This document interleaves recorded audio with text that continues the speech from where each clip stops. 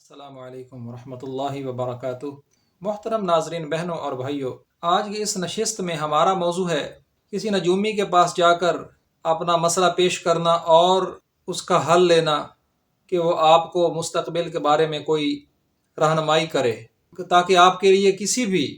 معاملے میں اپنا فیصلہ کرنا آسان ہو۔ اس حوالے سے اسلام ہماری کیا رہنمائی کرتا ہے؟ جب ہم اسلام کی بات کرتے ہیں تو اس کا یقینی مطلب ہوتا ہے کہ قرآن اور حدیث کی روشنی میں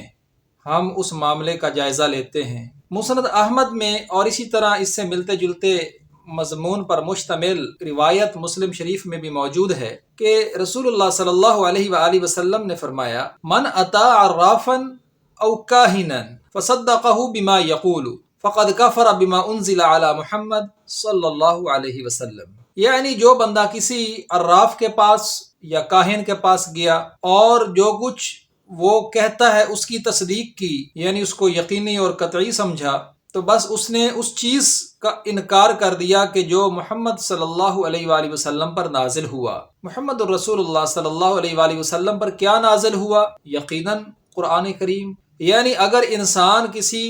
عراف یا کاہن کے پاس جاتا ہے اس طرح قرآن کریم کا انکار لازم آتا ہے تو یہ تو بہت ہی ایک سنجیدہ اور تشویشناک بات ہے۔ تو ہمیں جاننا ہے کہ یہ عراف اور کاہن سے کیا مراد ہے۔ مشرکین چونکہ مقام نبوت کو پہچانتے نہیں تھے، اس لیے وہ نبی علیہ الصلوۃ والسلام کو کبھی مجنوں کہتے، کبھی کاہن کہتے، کبھی شاعر کہتے۔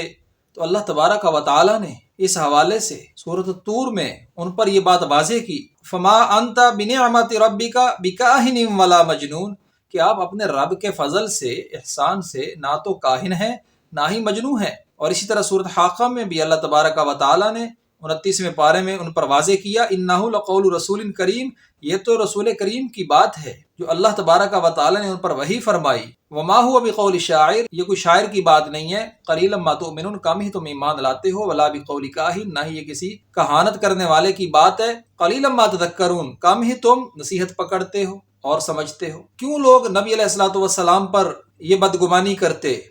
اور تہمت لگاتے کہ آپ معاذ اللہ کاہن ہیں؟ کاہن کسے کہتے ہیں؟ یہ جو حدیث میں نے آپ کے سامنے رکھی کہ من اطاع عرافا و کاہنا فصدقہ بما یقول فقد کفر بما انزل علی محمد صلی اللہ علیہ وسلم، اس میں جو کاہن اور عراف کا ذکر ہے، پہلے ہم یہ سمجھیں کہ اس سے مراد کیا ہے، کیونکہ یہ جو کاہن اور عراف ہیں یہ کائنات میں جو واقعات رونما ہوتے ہیں ان کے متعلق علم ہونے کے دعوے دار ہوتے ہیں۔ اور امام راغب جو کہ لغت کے ایک بہت بڑے امام ہیں، ان کے مطابق کاہن وہ ہوتا ہے کہ جو ماضی کے متعلق خفیہ باتیں لوگوں کو بتاتا ہے، اور عراف وہ ہوتا ہے کہ جو مستقبل کے متعلق لوگوں کو خفیہ باتیں بتاتا ہے۔ تو یہ جو خفیہ بات بتانا ہے اس کو غیب کا علم کہتے ہیں، یعنی کہ جس کے متعلق انسان کے پاس علم نہیں ہے اور انسان محض ظن اور تخمین اور قیافہ کا سہارا لے کر، اندازہ لگا کر اس کے بارے میں کچھ بتاتا ہے اور لوگ اس کو یقینی اور قطعی جان کر اپنے فیصلے کی بنیاد اس پر رکھتے ہیں۔ تو اس سے شریعت نے منع کیا ہے۔ کیوں لوگ نبی علیہ الصلوۃ والسلام پر کہانت اور جنون کی تہمت لگاتے اور بدگمان ہوتے؟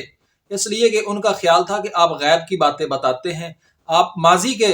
متعلق واقعات ایسے بتاتے ہیں کہ جو درست ہوتے ہیں، اور مستقبل کے متعلق آپ پیش گوئی فرماتے ہیں۔ حالانکہ جو غیب کا علم اللہ تبارک و تعالی نے نبی علیہ الصلوۃ والسلام کے سپرد کیا وہ تو وحی کی بدولت تھا۔ وہی علم کا ایک یقینی اور قطعی ذریعہ ہوتا ہے، جیسے آخری پارے میں سورۃ تکویر میں اللہ تبارک و تعالی فرماتے ہیں: وما هو علی الغیب بضنین، اور جو غیب کی بات ہے اس میں بھی بخل سے کام نہیں لیتے۔ غیب تب رہتا ہی نہیں ہے کہ جب اللہ تبارک و تعالی اپنے پیغمبر پر وحی کی بدولت کوئی بات واضح کر دیتے ہیں۔ تو جب اللہ تبارک و تعالی کی بتائی ہوئی بات کو، ہدایت کو آپ صلی اللہ علیہ وآلہ وسلم اسی طرح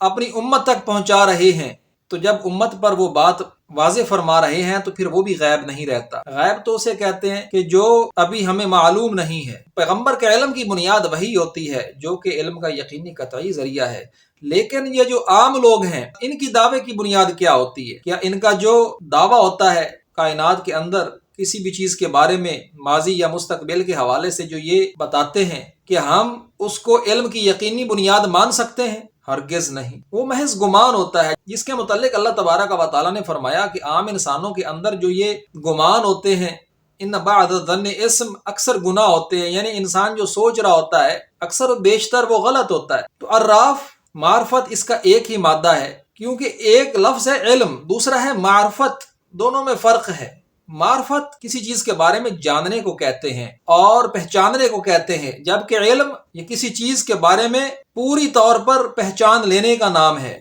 جس میں یقین کا پہلو پایا جاتا ہے، جس میں یقین کی سطح پر انسان پہنچ چکا ہوتا ہے۔ تو لہٰذا ایسے لوگوں کے پاس اپنے مسائل کو لے جانا، ایسے لوگ دراصل کرتے کیا ہیں؟ ایسے لوگوں کا طریقہ واردہ در حقیقت بہت ہی عجیب و غریب ہوتا ہے کہ سائل کو، مسائل زدہ شخص کو جو ان کے پاس جاتا ہے، اس کو یقین دلانے کے لیے وہ بڑی ہی مکاری اور چلاکی کے ساتھ حالات و واقعات سے جاننے کی کوشش کرتے ہیں، پہچاننے کی کوشش کرتے ہیں، اسی لیے ان کو عارف کہا جاتا ہے۔ اور اس کے لیے ان کو یقین دلانے کے لیے کچھ ظاہری کام ایسے کرتے ہیں کہ کم علمی کی وجہ سے لوگ ان کی باتوں پر یقین کرنے لگ جاتے ہیں۔ مثلا کبھی یہ دھاگا یا کپڑے کو منگوا کے اس کی پمائش کر کے ان کو ماضی یا مستقبل کے بارے میں کوئی غیب کی بات بتانا، کبھی لوٹا گھما کر، کبھی پیالے میں پانی بھر کے، کبھی ناخن پہ سیاہی لگا کے، اور ایک بات تو بہت عام ہے کہ ستاروں کا سہارا لے کر عام طور پہ لوگ بیٹھے ہوتے ہیں مختلف ٹی وی چینلز پہ اور دعویٰ کرتے ہیں کہ یہ بھی ایک علم ہے، اور ستاروں کا حوالہ دے کر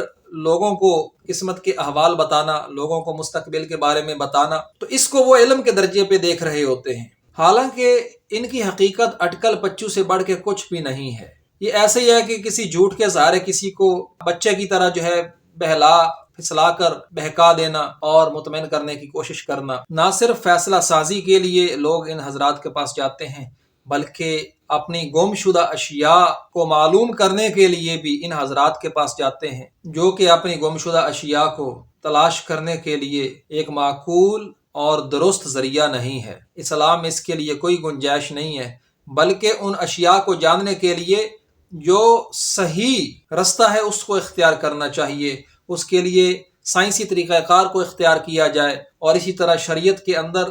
جو دیگر ذرائع بتلائے گئے ہیں، جیسے انسان کی کوئی چیز گم ہو جائے تو انا للہ و انا الیہ راجعون کہنا چاہیے اور اس چیز کی تلاش بسیار کرنی چاہیے۔ یہ بات ہمارے مشاہدے اور تجربے میں آئی ہے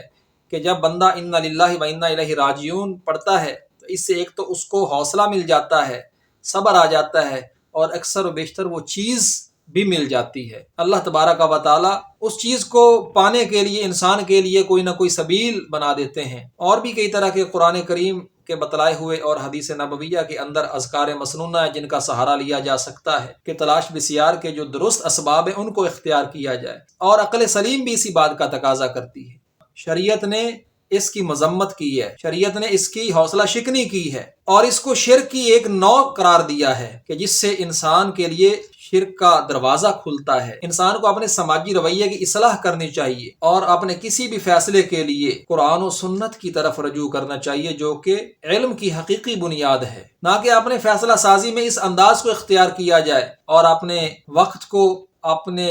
پیسے کو اور اپنی توانائیوں کو اس طرح سے برباد کیا جائے جس سے ان لوگوں کا کاروبار چلتا اور چمکتا ہے۔ تو آئیے ناظرین، بہنوں اور بھائیوں، ہم اس حوالے سے اپنی اور معاشرے میں دوسروں کی اصلاح کے لیے کوشش کریں۔ آج کی نشست میں بس اتنا ہی، انشاءاللہ کل ایک نئے موضوع کے ساتھ دوبارہ ملاقات ہوگی۔ السلام علیکم ورحمۃ اللہ وبرکاتہ۔